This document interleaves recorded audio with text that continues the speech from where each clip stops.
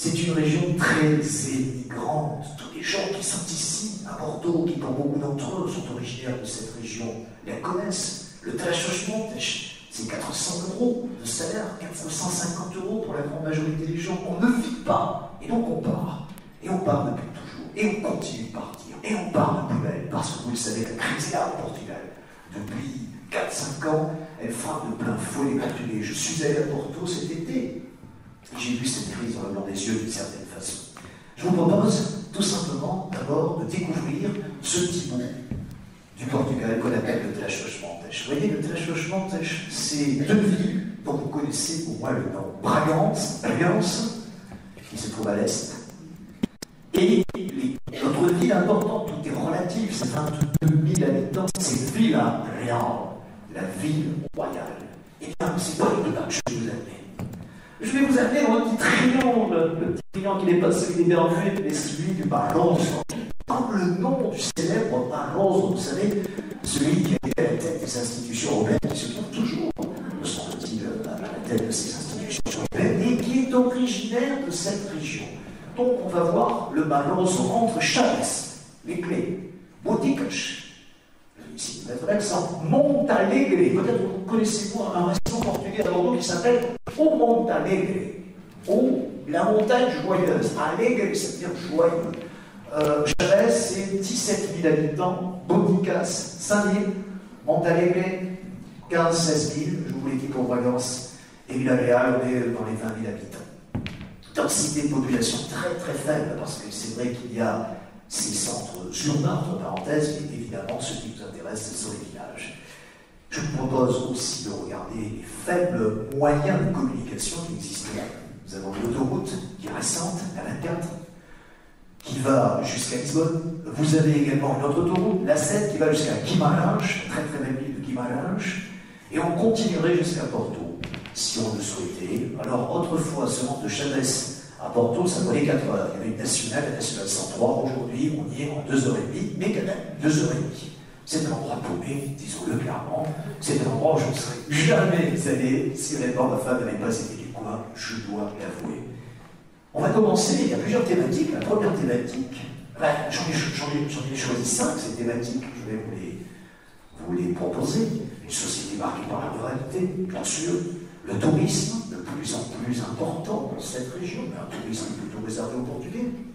Vecteur de développement régional. L'artisanat, les traditions, l'ethnographie, au travers notamment d'un musée ethnographique que nous allons voir, et puis bien sûr, comment parler du Portugal, surtout de cette région. On parlait de la religion, mais des liens religieux, parce que la religion, elle est partout, vous allez voir, et vous allez l'entendre, bien évidemment. Et puis une question, vous savez, une fameuse problématique, en quoi le Tlachochmontes est réellement un conservatoire des traditions profondes du Portugal. On va essayer de vous le montrer, je vais essayer de vous le montrer, en quoi ce patrimoine conservé est-il peut-être le meilleur atout de développement. Un atout de développement futur ou actuel, ou je verrai plutôt futur, hein, parce que pour l'instant, ça laisse encore complètement à désirer. Nous allons voir dans un premier temps que cette société est marquée par la ruralité. Je me suis dit par quoi commencer. On montre les hommes, on montre les animaux. Ben moi, j'ai eu envie de montrer les animaux. Parce que finalement, qu'est-ce qui symbolise le mieux le Tlachochmontes que l'animal? Cette belle vache qui ressemble à la Salers, vous savez, avec ses cornes en forme de lyre, des cornes de 1 mètre, certaines fois. C'est cela, la vache Barossa. C'est tout cet animal qui symbolise cette région, cet animal avec lequel l'habitant partageait sa vie et continue de partager sa vie. Si vous allez un jour au Tlachochmontes, vous verrez des animaux qui déambulent dans les rues, vous verrez des excréments dans les rues, vous verrez des gens qui vivent à l'étage supérieur alors qu'à l'étage en dessous, vous avez encore les vaches, vous avez encore les chèvres, vous avez encore les moutons, ça paraît incroyable. On fait un bond dans le temps, de 40 à 50 ans. Et elle symbolise tellement bien, cette vache, finalement, l'amour incontestable que porte le Barrosinho à sa région et à son animal. Ah, les 3 enfants de Fatima, vous les connaissez? La dernière est morte il n'y a pas longtemps. Lucia. Et les 2 autres, eh bien, il y a Francisco et Jacinta. Francisco, Jacinta, Lucia. Elle est morte il y a 3 à 4 ans. Alors ça, c'est extraordinaire, Fatima. Les gens descendent le chemin de croix, vous l'avez peut-être vu, à genoux. Ils s'encrochent les genoux, c'est incroyable, c'est une dévotion exceptionnelle. Et là, la Vierge est apparue les 12 et 13 mai 1917. Et vous savez que la Vierge a donné 3 secrets à Lucia. Premier secret, ils sont placés que beaucoup plus tard, la guerre allait se terminer, car vous étiez en 1917, ça faisait depuis un petit moment que la guerre durait, 1914. Deuxième secret, il allait y avoir un nouveau régime qui allait s'installer en Russie. Au mois de mai, il y avait déjà eu la révolution d'avril, au mois d'octobre, vous le savez, la révolution communiste. Et puis, troisième secret, et c'est la raison pour laquelle, vous savez, le pape a tellement eu une dévotion vis-à-vis de Fatima.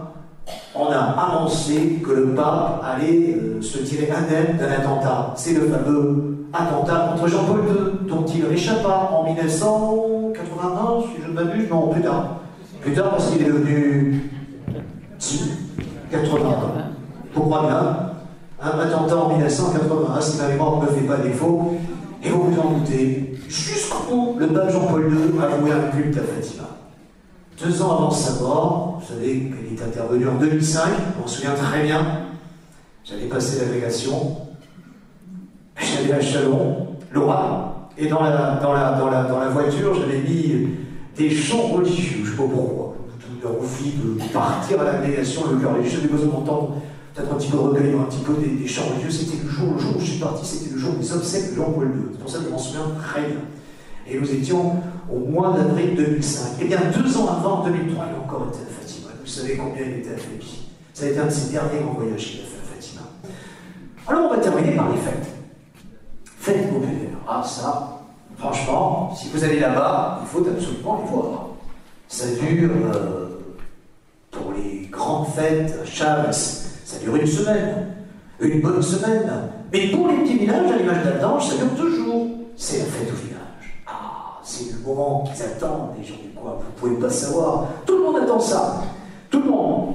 Et on va le célébrer à sa façon en Portugal. Ce sont les aracoches. Vous savez que c'est la fête quand il y a ces décorations. Nous sommes ici à Boticos. C'est la façon des Portugais d'annoncer la fête. Vous voyez, les aracoches. Et puis, évidemment, qui dit fête, dit procession. Vous l'avez vu tout à l'heure. Alors là, je dirais, quand je montre cette photo, c'est à faire pâlir l'envie des autorités municipales. Vous savez que depuis 1905, la loi de séparation de l'Église et de l'État empêche dans un pays comme la France que les autorités religieuses et les autorités laïques convergent main dans la main. Ici, vous avez mon beau-frère, vous voyez, qui est maire du village de la Blanche. Et vous avez le prêtre à côté.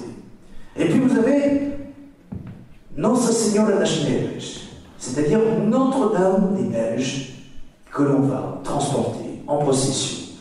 On va revoir cette procession sur la photo suivante. On va jusqu'à un calvaire entre le lieu où la sainte est exposée et le calvaire est environ 800 mètres. J'aime autant vous dire que tout le monde est là, toute la population est là. L'ouvrez cela pour rien au monde. Regardez, on a enlevé sa casquette, on a enlevé la boîte dont je vous parlais tout à l'heure, qui fait 40 degrés. C'est à 15 heures le samedi. Je peux vous dire que tout le monde y est. Tout le monde y est. Les petits, les gamins. Les voyez d'ailleurs au premier plan, les adultes, et ma femme, ça je tiens bien. Voilà, il n'y a pas de pour la vocation.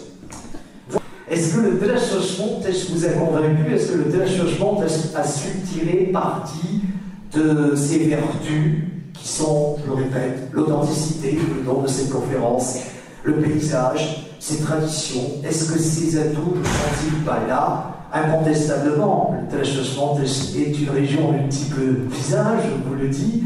Pour le touriste, il offre tout cela, cette authenticité peut-être, cette atmosphère festive et recueillie. Mais pour le doctorat, il ne faut pas l'oublier. C'était un espace délaissé, et ça le reste. C'est une région dure, austère, difficile. Il n'y a plus des vieux au Portugal. Mon bof me disait, c'est simple. L'été, à Lange, il y a combien de gens? Il y a quoi? Il y a 500, il y a 600 personnes. Mais l'hiver venu, il y a 50 personnes, il y a 60 personnes, il n'y a plus que des personnes âgées. Alors c'est un petit peu triste, c'est effectivement pas l'endroit où il faut aller, vous vous en doutez, au mois de novembre ou au mois de décembre. Donc cet espace délaissé, largement périphérique, demeure. C'est une zone de départ pour le transmontagne, mais toujours. Ça c'est la particularité du Portugal dans la perspective de revenir. Une région bien sûr évidemment attachante, que j'espère que vous découvrirez, que vous avez découvert un petit peu avec moi. Chers amis, je vous remercie.